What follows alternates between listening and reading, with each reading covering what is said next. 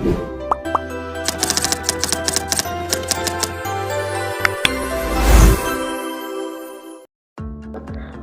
Assalamualaikum warahmatullahi wabarakatuh. Perkenalkan kami dari kelompok 4 mata kuliah Akuntansi Keuangan Lanjutan 2 dengan dosen pengampu Ibu Haja Novi Darmayanti, SEMSA AKCA. Nah, pada kesempatan kali ini, kelompok kami akan mempresentasikan hasil diskusi kami dengan judul materi Otoritas Jasa Keuangan. Secara pembentukan OJK, Otoritas Jasa Keuangan dibentuk sebagai respons terhadap krisis keuangan global 2007 hingga 2008 dan krisis moneter yang melanda Indonesia pada tahun 1997 hingga 1998. Pembentukan OJK diresmikan melalui Undang-Undang Nomor 21 Tahun 2011 tentang Otoritas Jasa Keuangan yang mulai berlaku pada 31 Desember 2012. OJK mengambil alih fungsi pengawasan perbaikan dari Bank Indonesia dan fungsi pengawasan pasar modal serta lembaga keuangan non-bank dari BAPEPAM LK atau Badan Pengawas Pasar Modal dan Lembaga Keuangan. Visi dan misi OJK. Visi Otoritas Jasa Keuangan adalah menjadi lembaga pengawas industri jasa keuangan yang terpercaya, melindungi kepentingan konsumen dan masyarakat, serta mampu mewujudkan industri jasa keuangan menjadi pilar perekonomian nasional yang berdaya saing global serta dapat memajukan kesejahteraan umum. Selanjutnya, misi Otoritas Jasa Keuangan adalah yang pertama, mewujudkan terselenggaranya seluruh kegiatan di dalam sektor jasa keuangan secara teratur, adil, transparan, dan akuntabel. Yang kedua, mewujudkan sistem keuangan yang tumbuh secara berkelanjutan dan stabil. Dan yang terakhir, melindungi kepentingan konsumen dan masyarakat. Tujuan, fungsi, dan tugas OJK. OJK dibentuk dengan tujuan agar keseluruhan kegiatan di dalam sektor jasa keuangan terselenggara secara teratur, adil, transparan, dan akuntabel. Juga mampu mewujudkan sistem keuangan yang tumbuh secara berkelanjutan dan stabil, serta mampu melindungi kepentingan konsumen dan masyarakat. Kemudian, fungsi OJK. OJK mempunyai fungsi menyelenggarakan sistem peraturan dan pengawasan yang terintegrasi terhadap keseluruhan kegiatan di sektor jasa keuangan. Sedangkan tugas OJK yaitu melakukan pengaturan dan pengawasan terhadap kegiatan jasa keuangan di sektor perbankan, sektor pasar modal, dan sektor industri keuangan non-bank atau IKNB. Untuk yang selanjutnya yaitu adalah kode etik. Nah, di sini kode etik OJK dapat diartikan sebagai norma dan asas mengenai kepatutan dan kepantasan yang wajib dipatuhi dan dilaksanakan oleh seluruh anggota Dewan Komisioner, pejabat, dan pegawai OJK dalam pelaksanaan tugas. Nilai dasar kode etik OJK ini dicerminkan dalam perilaku yang sesuai dengan nilai strategis organisasi OJK, yakni integritas, profesionalisme, transparansi, akuntabilitas, sinergi, dan kesetaraan. Dan selanjutnya yaitu ada penerbitan sekuritas proses pendaftaran. Jenis sekuritas dan transaksinya dibebaskan dari pendaftaran di pasar modal. Contohnya yaitu sekuritas yang merupakan surat utang yang jatuh tempo 1 tahun atau kurang seperti sertifikat deposito, polis asuransi, sekuritas yang diterbitkan dan dijamin oleh pemerintah, dan sekuritas lain yang ditentukan oleh OJK.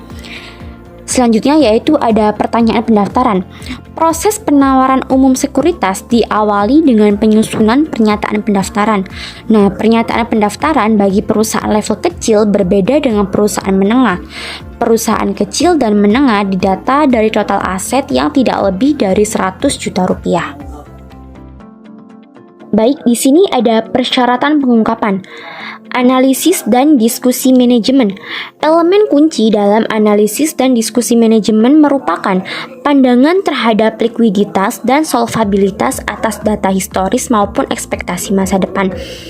OJK mengakui bahwa investor sangat peduli dengan kemampuan perusahaan untuk menghasilkan jumlah uang yang cukup untuk memenuhi kebutuhan kas jangka pendek dan jangka panjang. Di sini terdapat beberapa hal yang perlu diungkapkan dalam analisis dan diskusi manajemen. Yang pertama yaitu tinjauan dan segmen usaha. Yang kedua, analisis kinerja keuangan yang meliputi analisis komparatif dari tahun berjalan dan kinerja keuangan tahun sebelumnya. Yang ketiga, ada analisis pada kemampuan pembayaran utang dan kolektabilitas piutang. Yang keempat, diskusi dampak dari perubahan harga penjualan neto dan pendapatan. Dan yang terakhir yaitu diskusi prospek bisnis yang didukung oleh data kuantitatif yang dapat diandalkan. Dan untuk poin yang selanjutnya yaitu ada tinjauan OJK dan penawaran umum.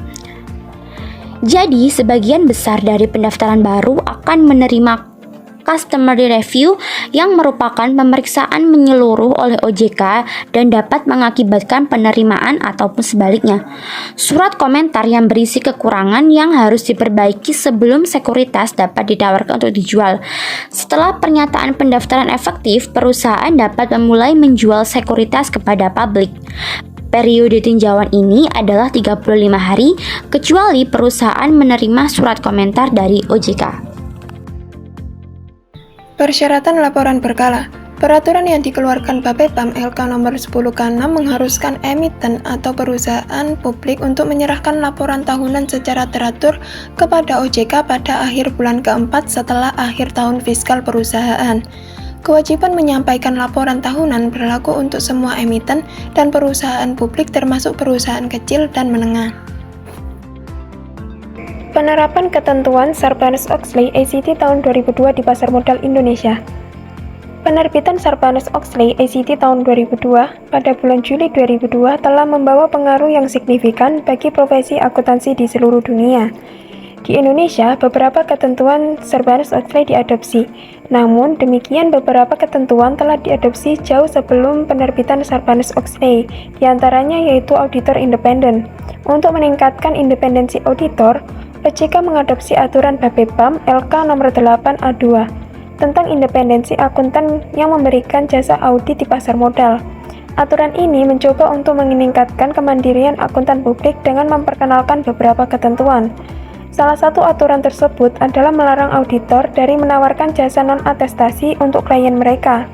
Layanan tersebut meliputi jasa pembukuan, sistem informasi desain dan implementasi, audit internal, konsultasi manajemen, jasa sumber daya manusia, penasihat keuangan, pajak, kecuali sudah disetujui oleh komite audit dan layanan lainnya yang dapat menimbulkan benturan kepentingan.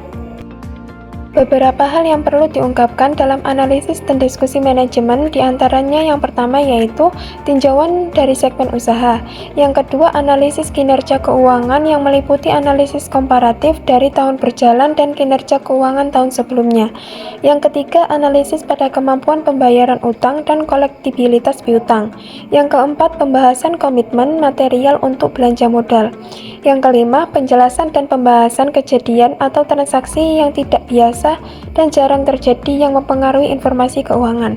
Yang keenam, hal signifikan dari pendapatan atau biaya, dan lain sebagainya.